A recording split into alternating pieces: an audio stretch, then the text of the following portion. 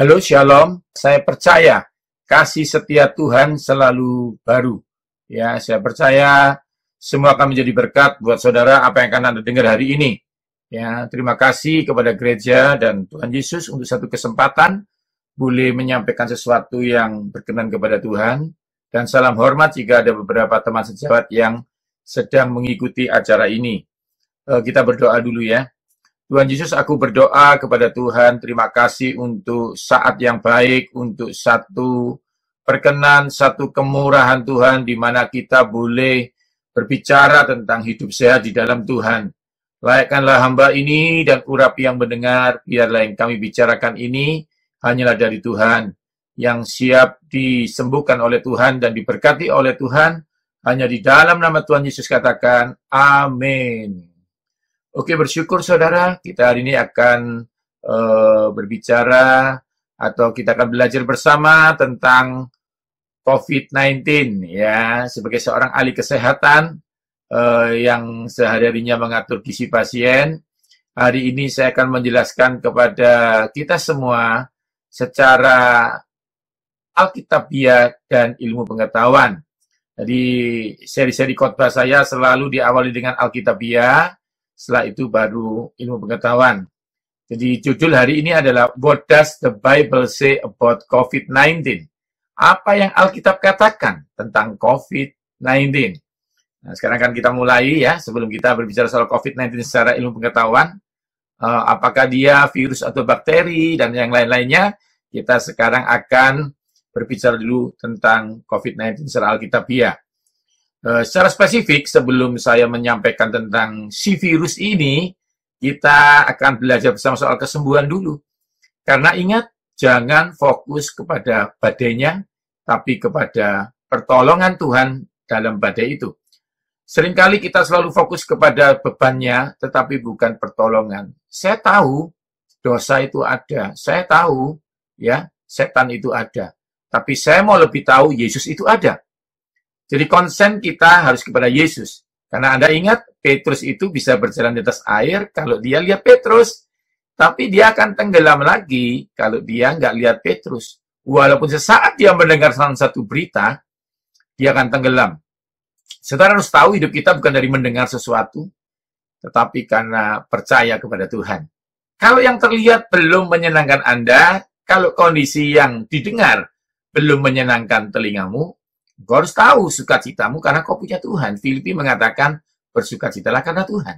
Bukan karena berita baik, bukan karena ditemukan apapun, tetapi karena Yesus masih beserta Anda. Sehingga kita bisa cerita walaupun 1000 rebah sebelah sisi kita. Maksudnya apa? Maksudnya COVID-19-nya masih ada di sebelah kiri, membunuh 1000 orang. Walaupun 10.000 di sebelah kanan kita, dia ada di sebelah kanan, karena dia mampu membunuh orang 10.000 di sebelah kanan kita, tapi itu tidak pernah bisa menimpa kita. Yang setuju katakan amin. Karena apa saudara? Di saat ada badai, pasti ada Tuhan. Di saat ada COVID-19, ada kemurahan Tuhan yang lebih daripada hidup. Boleh beri tepuk tangan buat Tuhan Yesus, saudara? Saya percaya, saya percaya. Katakan sebelah kirimu atau sebelah kananmu kalau engkau menonton dengan orang lain. Sebelah kiri kita ada Tuhan, sebelah kanan kita ada Tuhan. Dan Yesus tidak pernah meninggalkan kita. Yang dulu menolong kita, pasti menolong kita sekarang. Kenapa sih Pak Yo? Kalau dia ada di sebelah kiri kita, kita nggak bisa mati. Karena tadi udah ada lagunya. Boleh saya nyanyikan buat Anda? Kiri kananku ada Tuhan. Sekelilingku ada Tuhan. Dalam hidupku ada Tuhan. Yesus selalu bersamaku, kiri kananku ada Tuhan. Saudara, apa yang Anda takutkan kalau sebelah kirimu ada Tuhan? Walaupun ada virus, ada penciptanya. Nah, sekarang kita lihat kemampuan Tuhan Yesus membunuh COVID-19 secara alkitabiah, secara ayat. Ya, oke ya, kita belajar dulu. Saya akan ceritakan dulu soal kesembuhan dulu. Secara global ya, kesembuhan secara global. Kita akan mulai belajar firman Tuhan. Kita akan bandingkan di zaman sebelum Yesus hadir dan setelah Yesus hadir. Ya, kalau kita belajar timeline disease, saya tesis saya tentang belajar ini ya, dan disertasi saya nanti ini juga akan menekankan ke ini tentang kesembuhan, ya, tentang kesehatan sebagai seorang ahli kesehatan. Saya menulis banyak buku kesehatan secara sekuler, tapi juga saya menulis secara buku rohani. Anda bisa cari Sehat ala Surga atau Nutrisi dan Alkitab ya, itu membahas ini detail. Kalau kita lihat di Bilangan 5 ayat 2, Bilangan 5 ayat 2, saya akan bacakan buat saudara. Perintahkanlah kepada orang Israel semua orang sakit kusta yang pertama, semua orang yang mengeluarkan lelehan darah, yang kedua, lalu yang menyentuh orang mayat harus meninggalkan tempat perkemahan untuk diasingkan. Bahasa kerennya sekarang dikarantina. Yang pertama apa? Penyakit yang menular. Kusta itu penyakit yang menular, saudara. Yang kedua apa? Penyakit yang melelehkan darah. Satu jenis penyakit yang aneh. Ya, kalau kita kategorikan ya kanker lah kalau sekarang ya. Lalu tentang protokol memegang orang mayat. Disuruh meninggalkan tempat perkemahan atau dikarantina. Ini zamannya belum ada Yesus. Ya, zamannya belum ada Yesus itu yang nilai harus Musa, Harun, dan orang-orang hebat-hebat itu.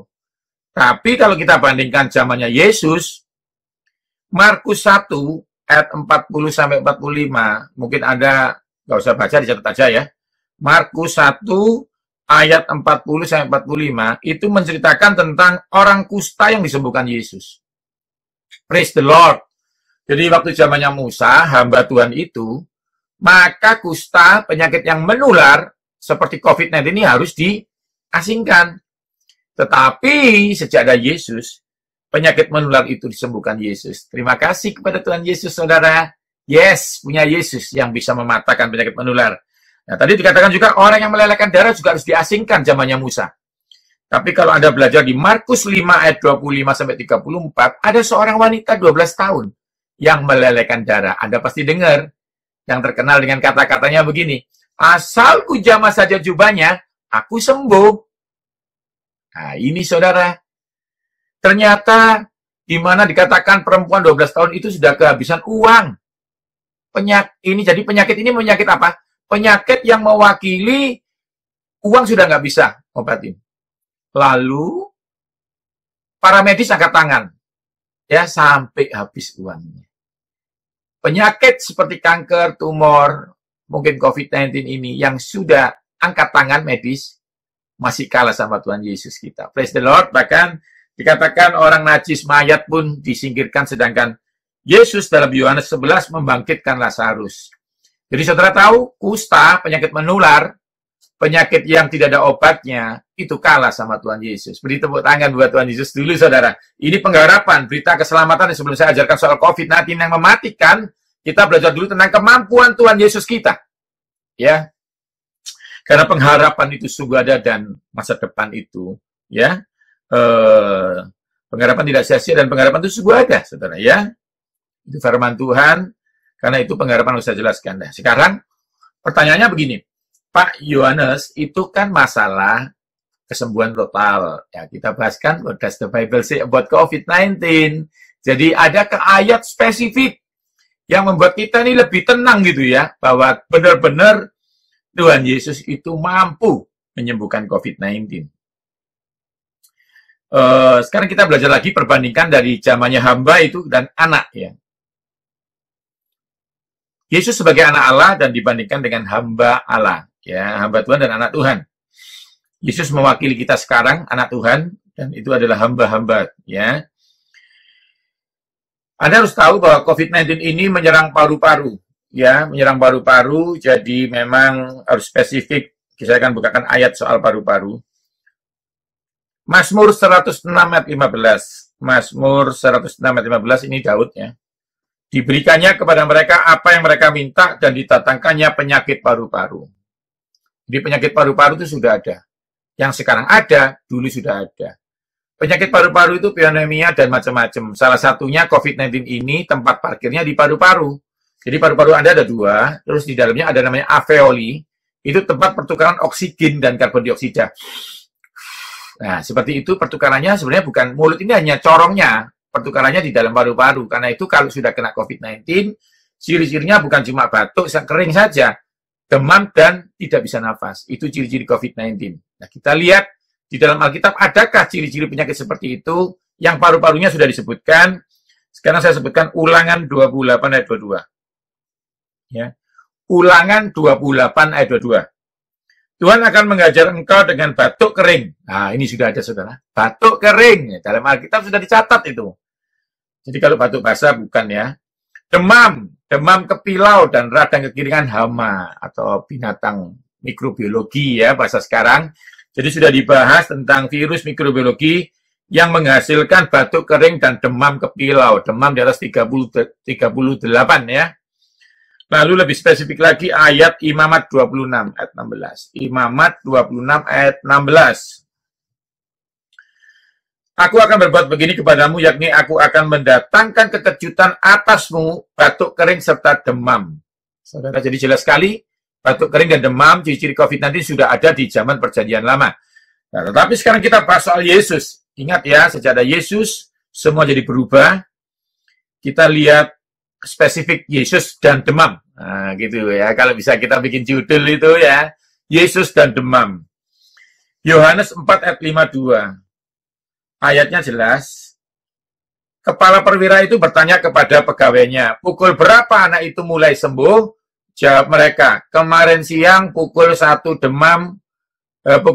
demamnya hilang. Kalau Anda baca ayat 53, nanti dia ingat-ingat. Nah, ceritanya bagaimana? Ceritanya begini, nanti kalau Anda baca ya, di Yohanes 4 ayat 52. Ceritanya begini ceritanya. Ada perwira, anaknya mau mati. Sampai mau mati, lalu dia pergi mencari Yesus. Waktu dia mencari Yesus, tiba-tiba dia bilang, Tuhan Yesus, anak saya mau mati. Lalu Yesus bicara begini, jangan takut, pulanglah, anakmu tidak mati. Akhirnya dia santai pulang. Besoknya di tengah jalan, karena perjalanannya jauh ya itu ya, lalu dia ketemu pegawainya, Tuhan, anakmu sembuh. Lalu dia tanya, tadi ayat 52 ya, pukul berapa anak itu mulai sembuh? Jawabnya jam 1, demamnya hilang. Katakan demam. Nah, dia lalu ingat-ingat, itu kan jamnya waktu Yesus bilang, waktu itu Yesus bilang gitu, bahwa anakku sembuh, gitu, ayat 53-nya gitu ya. Nah, ternyata saudara, demam takut sama Tuhan Yesus. Praise the Lord. Nanti kalau anakmu demam, harus berbicara yang ingin dilihat, bukan yang terlihat ya. Kalau terlihat demam, ingat, iman itu bicara yang ingin dilihat. Dalam nama Yesus, demam ini hilang, dan terjadilah sesuai imanmu. Ya. Ayat yang kedua, Lukas 4 ayat 38 sampai 39. Lukas 4 ayat 39 sampai 38 sampai 39 ya. Lukas 4 ayat 38 sampai 39. Saya bacakan, adapun ibu mertua Simon demam keras. Nah, ini ya, demam keras ya. Dan mereka meminta kepada Yesus supaya menolong dia, menolong mertuanya. Maka ia berdiri di sisi perempuan itu, di mertua itu, lalu menghardik demam itu. Dan penyakit itu meninggalkan dia. Ya, jadi demam-demam ini harus dihardik. Tuhan Yesus kita itu ya, tidak hanya bisa meredakan ya, menghardik badai, badainya diam. Diam, badainya diam. Lalu dia juga pernah bicara sama demam. Demam, diam kamu, pergi kamu. Demamnya ibu mertuanya Petrus sembuh. Kenapa sih badai dan demam ini nurut sama Yesus? Karena mereka tahu siapa pencipta mereka. Adalah Tuhan Yesus, pencipta langit dan bumi. Ayo beri tepuk tangan buat Tuhan Yesus, saudara. Saudara diberkati, sudah terbukti secara 2 ayat ya. Yesus tidak kalah sama demam. Lalu apa yang Anda takutkan? Apa yang Anda khawatirkan? Tuhan itu loh yang meredakan badai. Dia bilang, jangan kamu khawatir. Saudara, secara ilmu, khawatir itu menurunkan imunitas. Ketika Anda takut, keluar hormon kortisol. Maka kortisol membuat sel darah putih, leukosit sebagai pasukan perang untuk menghilangkan demam yang ciptaannya Tuhan Yesus itu tidak bisa bekerja dengan baik. Ya, kalau Anda menonton dengan orang lain di sebelahmu, katakan, jangan khawatir, jangan takut. Ya, lebih baik takut sama Yesus. Ya, oke. Tapi masih ada yang tanya sama saya, Pak Yohanes itu kan Yesus, Pak Yohanes. Ada nggak setelah Yesus, orang yang cinta Tuhan Yesus bisa meredakan demam? Oh, bisa, ada ayatnya ya. Kita baca di Kisah Rasul 28 ayat 8. Kisah Rasul 28 ayat 8. Ketika itu ayah Publius terbaring karena sakit demam. Lalu Paulus masuk ke kamarnya, ia berdoa serta menumpangkan tangannya ke atasnya dan menyembuhkan dia. Praise the Lord. Paulus itu seperti kita. Ya, dia itu orang yang cinta Yesus. Seperti kita cinta Yesus. Ternyata orang yang cinta Yesus menerima Roh Kudus dan kembali berkuasa. Katakanlah kuasa ya. Oke, ya, itu ayat firman Tuhan. Janji Tuhan buat kita. Di Matius 10 ayat 8, sembuhkan orang sakit dan bangkitkan orang mati, tahirkan orang kusta, usirlah setan-setan. Jadi itu tanda-tandanya kita orang benar. Dan janji kedua untuk zaman sekarang adalah 1 Petrus 2:24, bilur-bilurnya telah sembuh. Bukan sudah sembuh, telah sembuh. Jadi setiap malam, setiap pagi kita harus mengatakan kita telah dibebaskan dari COVID-19. Bukan akan dibebaskan, sudah dibebaskan. Dalam nama Yesus yang setuju, katakan amin. Ya, itu firman Tuhan. Waktu kita tidak banyak lagi, kita akan membahas dari sisi ilmu pengetahuan seperti janji saya tadi. Penyakit COVID-19 ini sebenarnya tidak terlalu sulit. Ya, secara ilmu pengetahuan itu tidak sulit. Sulitnya itu ketika pasien punya penyakit bawaan. Karena itu nanti 3 penyakit secara ilmu ya ini ya. Secara iman tadi kan Anda sudah tahu ya, pokoknya pasti sembuh ya, sudah sembuh ya. Sekarang kita bahas secara ilmu pengetahuan, yaitu tentang diabetes, darah tinggi, dan stroke jantung. Itu 3 penyakit bawaan yang membuat pasien COVID-19 kesulitan ditolong. Ya. Sekarang kita akan bahas dulu soal COVID-19 ini apa. Jadi secara ilmu ada patogen. Patogen itu apa? Adalah mikrobiologi, sesuatu binatang yang tidak tampak tapi ada. Itu dikategorikan jadi 4 yang memusuhi manusia dari luar tubuh. Yang pertama adalah jamur, ya, jamur. Yang pertama jamur, yang kedua parasit jenisnya, yang ketiga namanya virus, yang keempat namanya apa? Bakteri. Nah, COVID-19 termasuk yang virus ini. Jadi virus ini nggak bisa mati, dia akan pindah-pindah. Kalau Anda pernah lihat film Alien ya, dia masuk dalam tubuh manusia, lalu setelah manusia mati, dia pindah lagi ke tubuh yang lain. Tapi intinya satu, bahwa dia kalah sama Tuhan Yesus. Praise the Lord, ya. Oke. Firman Tuhan mengatakan Kejadian 1 ayat 28, Allah memberkati mereka, lalu Allah berfirman kepada mereka, beranak cuculah dan bertambah banyak, penuhilah bumi dan taklukkanlah itu, berkuasalah atas ikan-ikan di laut dan burung-burung di udara, dan segala binatang yang merayap. Nah, ayat ini apa hubungannya dengan COVID-19? Di sini ada sandi rahasia tentang keberadaan COVID-19. Berkuasalah, ya, katakanlah kuasa. Tapi karena kita dosa, kita sudah tidak berkuasa. Tapi kalau Anda baca di Roma 5 ayat 17, karena Adam kita jatuh dosa, tapi lebih benar lagi karena Yesus kita dibenarkan dan kembali hidup berkuasa. Katakan berkuasa. Saya akan bahas soal hidup berkuasa. Jadi kita kembali berkuasa. Kalau Anda tidak berkuasa atas binatang-binatang itu masuk ke radang leher Anda dan radang tenggorokan. Tapi kalau Anda berkuasa, Anda bisa lakukan bakteri-bakteri itu jadi pekerjaan yang lebih baik. Berkuasalah atas ikan-ikan di laut. Saudara tahu ikan-ikan di laut?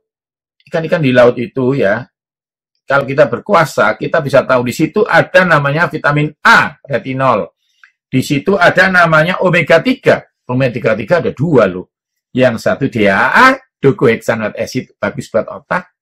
Yang satu EPA, eicosapentaenoid acid, 20.5 kimianya. Ya, tanda kimianya itu bagus buat jantung. Itu kalau kita berkuasa, nggak terlalu penuh. Kalau kuasa kita penuh, kita bukan cuma tahu apa yang baik di dalam situ. Sesuatu yang harus dihindari, namanya salmonella, bakteri, binatang di dalam binatang. Jadi Tuhan pernah ciptakan binatang dengan kekompleksannya. Kalau Anda tidak tahu, bukan berarti Tuhan salah, tetapi Anda butuh hikmat untuk mengerti. Karena itu kita sekolah di mikrobiologi pangan, kita tahu bahwa hewan di laut penuh dengan salmonella. Ya. Terus dia juga berkata bahwa kuasailah burung-burung di udara. Anda tahu burung-burung di udara, unggas, banyak vitaminnya, proteinnya bagus, argininnya ya, bagus. Tapi Anda harus tahu, di situ ada flu burung, ada virus di situ. Saudara tahu sekarang, waktu Tuhan suruh kita berkuasa, supaya kita tidak dikuasai oleh COVID-19. Oke ya, tadi Anda ngerti, patogen ada 4. Yang pertama adalah jamur, parasit, virus, dan bakteri. Sekarang kita akan belajar bahwa, ingat, iman itu mendapatkan sesuatu, hikmat itu mengelola sesuatu. Iman itu bekerja dengan merubah sesuatu, penyakit disembuhkan. Yang setuju katakan amin. Tapi hikmat itu memutuskan cara berpikir kita yang salah. Cara hidup, merubah cara hidup kita. Petrus mengatakan apa? Kamu telah ditebus dari cara hidupmu yang sia-sia. Nah, seringkali kita bingung ini ya, toh. Sudah disembuhkan Tuhan, sakit lagi. Karena nggak ada cara untuk merawatnya. Jadi ingat, mengelola, merawat Taman Eden, itu Tuhan yang kasih Taman Eden, tugas Adam mengelolanya. Maksudnya apa? Kalau Tuhan kasih kita keluarga, tugas kita adalah mengelola keluarga kita. Pakai iman, bukan. Iman untuk mendapatkan istri yang baik, suami yang baik. Tapi setelah dapat, butuh hikmat. Dikatakan, mengisi rumah dengan hikmat dan pengetahuan. Itu nanti Anda baca di Amsal ya. Jadi sebenarnya konsepnya membangun rumah tangga itu, iman itu Tuhan menyelesaikannya, tapi untuk melakukannya, itu pakai hikmat. Nah, hikmat yang akan saya ajarkan adalah faktor resiko. Ingat, orang Kristen diracun tidak bisa mati, tapi jangan minum racun. Jadi jangan cobai Tuhan Allahmu. Sekarang kita belajar soal faktor resiko. Jadi kita tahu siapa saja yang punya kena faktor resiko kena COVID-19. Yang pertama, tidak olahraga. Orang yang tidak olahraga cenderung sel darah putihnya tidak aktif. Walaupun ada yang olahraga, tapi kok sakit? Karena salah makan. Jadi faktor pertama tetap tidak olahraga. Olahraga bisa membantu mengeluarkan virus-virus bakteri karena pernafasan waktu kita terengah-engah itu. Olahraga juga bisa membuat white blood cell, sel darah putih lebih aktif. Lalu, diet yang buruk ini juga pengaruh. Ingat ya, pokoknya sama saja. Jangan minum manis malam hari, jangan makan buah malam hari, karena beberapa yang manis malam hari ketika diminum bisa menurunkan daya tahan tubuh kita. Lalu diet yang buruk yang lainnya adalah makan jeroan. Anda harus tahu bahwa lemak-lemak jenuh ini akan membuat kapiler Anda buntu ya, tersumbat ya, vena. Nanti Anda nggak kena COVID tapi kena serangan jantung. Lalu tidur yang tidak berkualitas. Kita belajar saudara, ternyata daya tahan tubuh manusia ini diciptakan saat kita tidur. Ya, yang paling efektif. Jadi nanti ada tahapan tidur namanya deep sleep. Di situ ternyata kita akan ada namanya menghasilkan sel-sel darah baru, termasuk salah satunya sel darah putih ya. Karena itu kalau kurang tidur pasti gampang sakit. Anak-anak kita aja kalau kurang tidur, besoknya pasti gampang flu. Jadi yang pertama tidak olahraga, yang kedua diet yang buruk, ketiga tidur tidak berkualitas, ya. Yang ketiga itu ya. Yang keempat penyakit bawaan. Tadi yang saya katakan diabetes, sakit jantung, ya. Lalu macam-macam ya. Itu salah satu, stroke juga bawaan. Darah tinggi terutama ya. Bagaimana nutrisinya? Contohnya apel 1 dan buncis 2 di jus itu bisa bagus buat diabetes. Nah, tapi untuk lebih lengkapnya Anda bisa kunjungin YouTube saya, Yohanes Sunardi TV. Yohanes Sunardi TV, lalu diketik diabetes. Nanti Anda akan dibahas, ya, dibantu tentang membahas tentang diabetes, tentang darah tinggi, ketik aja darah tinggi. Mau olahraga, free, semua di sana.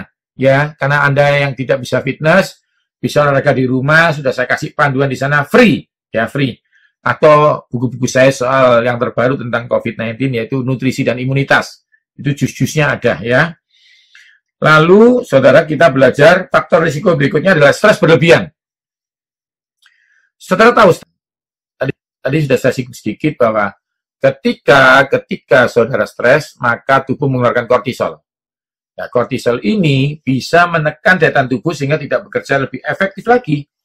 Karena itu, ayat firman Tuhan mengatakan, hati yang gembira adalah obat yang manjur.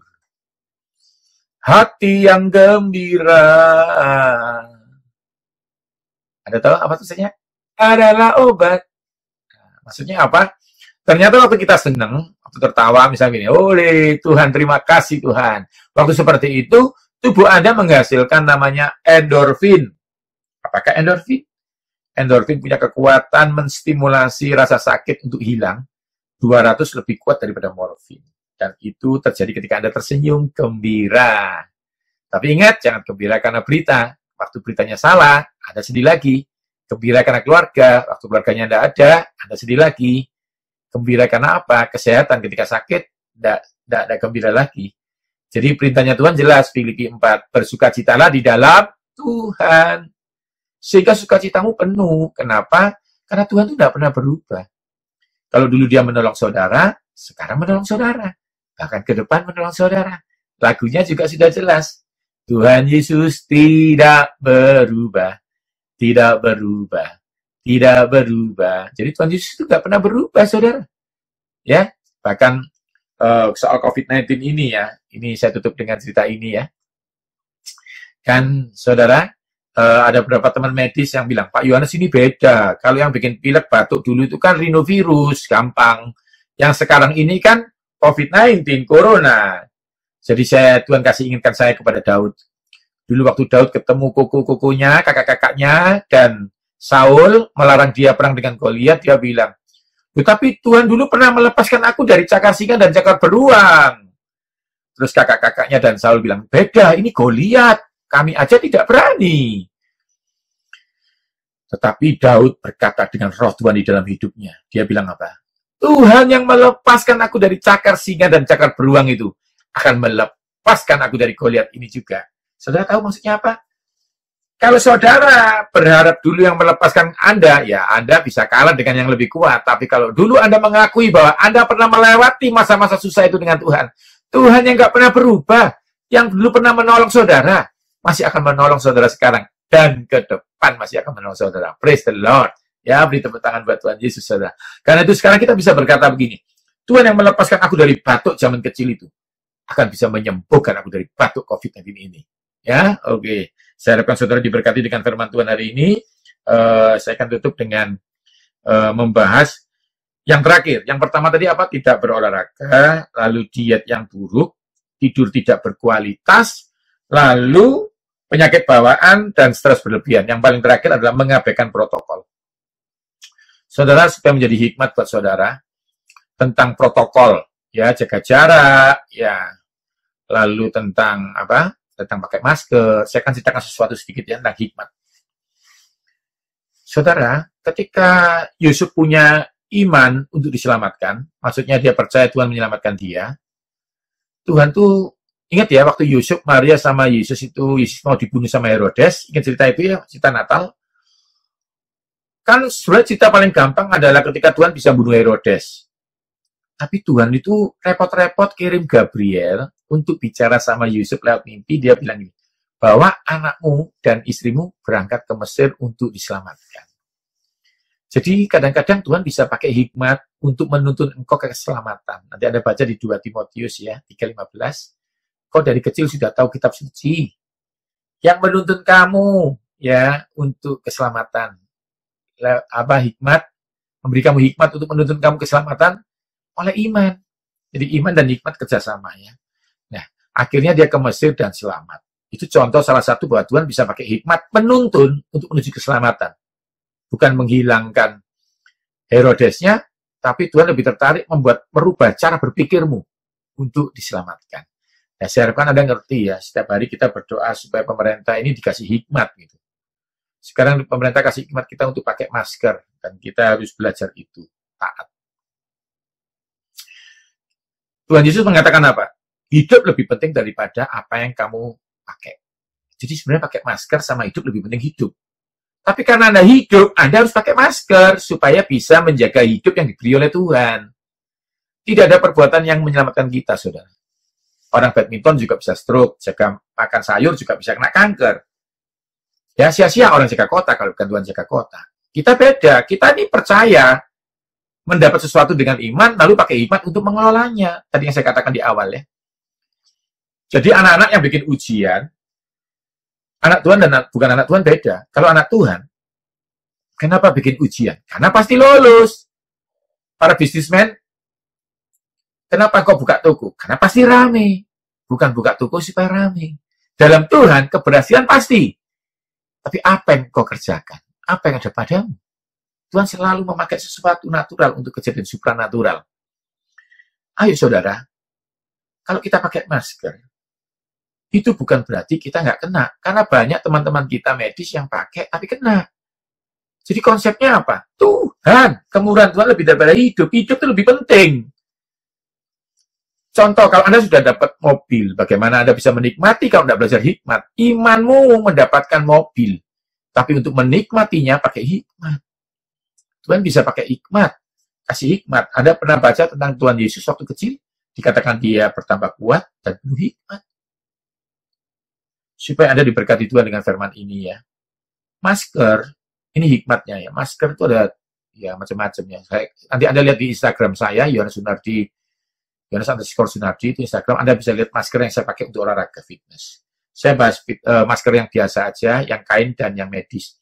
Kalau kain itu hanya 3 jam ya. Jadi kalau Anda kerjanya 4 jam, 5 jam, Anda harus bawa 2. Yang satunya dilepas, ganti yang satu lagi. Tapi kalau yang medis bisa untuk ya bisa 8 jaman ya. Itu masker ya. Jadi pulang juga harus mandi, cuci tangan. Anda harus tahu virus ini dari lemak ya. Dari lemak. Jadi Anda paling efektif bukan hand sanitizer. Hand sanitizer itu hanya untuk melumpuhkan sementara. Anda harus cari sabun untuk mencuci tangan Anda. Itu hikmat-hikmat yang harus Anda pelajari. Bagaimana dengan makan? Hindari minum manis, hindari makan jeroan. Makan buah warna merah, kuning, oranye. Karena buah warna merah, kuning, oranye itu adalah buah yang mengandung imunostimulan. Apakah itu? Buah-buah yang mengandung fitokimia untuk meningkatkan imunitas Anda. Ya, jadi saya harapkan saudara diberkati bahwa semuanya ini benar-benar dari Tuhan. Jangan takut. Jangan takut. Karena kita tidak menerima roh ketakutan. Tapi roh yang membawa sukacita keselamatan dari Tuhan. Saya akan berdoa, saudara, tanpa terasa. Kita sudah 30 menit lebih. Tapi intinya satu, saya akan berdoa, taruh tanganmu di dadamu.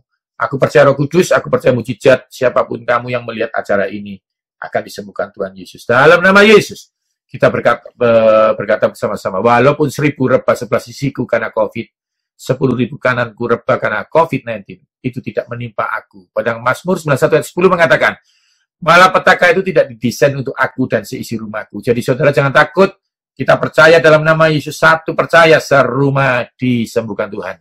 Terima kasih Tuhan Yesus, bahkan diabetes kami disembuhkan Tuhan, sakit jantung kami disembuhkan Tuhan, dan apapun senjata yang diasah tidak akan mempan terhadap kami. Dalam nama Yesus yang percaya tidak kena COVID-19, katakan, amin. Saudara, menutup saya akan kasih sedikit cerita firman Tuhan.